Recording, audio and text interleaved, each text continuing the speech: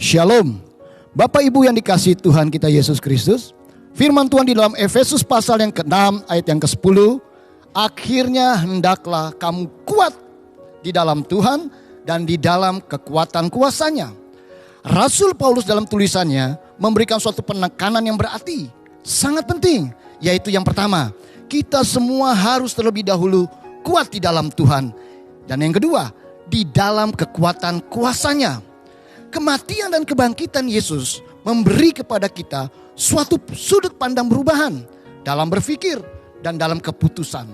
Bahwa setiap kita yang hidup ingin mengalami kebaikan dan kemurahan Tuhan dituntut untuk harus benar-benar atau sungguh-sungguh yang pertama hidup di dalam Tuhan.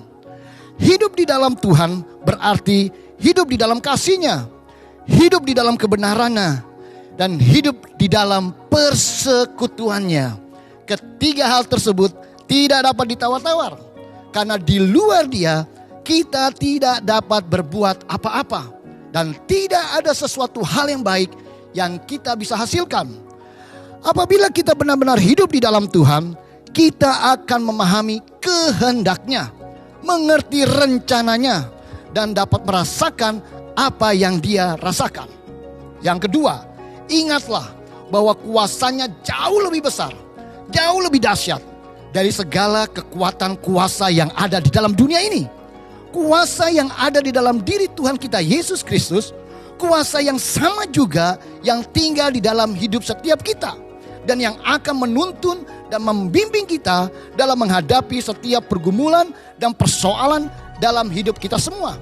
Untuk itu, agar kita benar-benar hidup dan mengalami kekuatan kuasanya, hal yang perlu kita lakukan adalah kita terlebih dahulu mengalami kepenuhan Roh Kudus. Efesus pasal yang ke-5 ayat yang ke-17 dan yang ke-18. Sebab itu, janganlah kamu bodoh, tetapi usahakanlah supaya kamu mengerti kehendak Tuhan. Dan janganlah kamu mabuk oleh anggur, karena anggur menimbulkan hawa nafsu. Tetapi hendaklah kamu penuh dengan Roh Kudus. Pada saat Roh Kudus memenuhi setiap kita, pasti kita hidup digerakkan oleh Roh, dibimbing oleh Roh, berjalan bersama dengan Roh Kudus. Sehingga segala hal apapun yang datang dalam hidup setiap kita, baik bahaya, kesesakan, penindasan, atau pedang, kekuatan kuasanya lah yang menjadikan modal, penopang, pengharapan, pengandalan kita, dan kemenangan bagi kita semua. Bukan karena kuat dan gagah, tetapi oleh karena Roh Tuhan tinggal dalam hidup setiap kita, dan yang akan memampukan memberikan kepada kita kuasa kemenangan. So, tunggu apa lagi? Percayalah kepada Tuhan. Tuhan Yesus memberkati.